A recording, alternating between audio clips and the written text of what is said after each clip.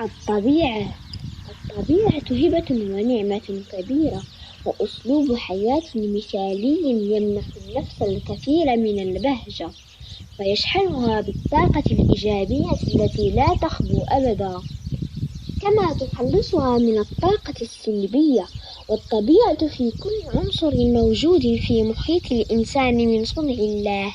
وبدون أي تدخلات بشرية، حيث أن ممارسات الناس تحديدًا هي التي ألحقت الأذى بالطبيعة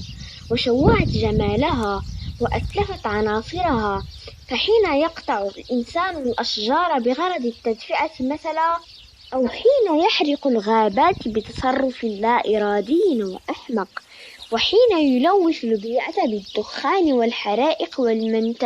والمنتوجات التي تتسبب في انبعاثات سامة، وإنه حين يصيد الحيوانات بهدف الحصول على الجلود أو الغذاء، فهو يقضي على جمال الطبيعة وعلى العناصر التي تجذب الناس في المقام الأول إليها، فيلوث هواءها وماءها ونباتاتها.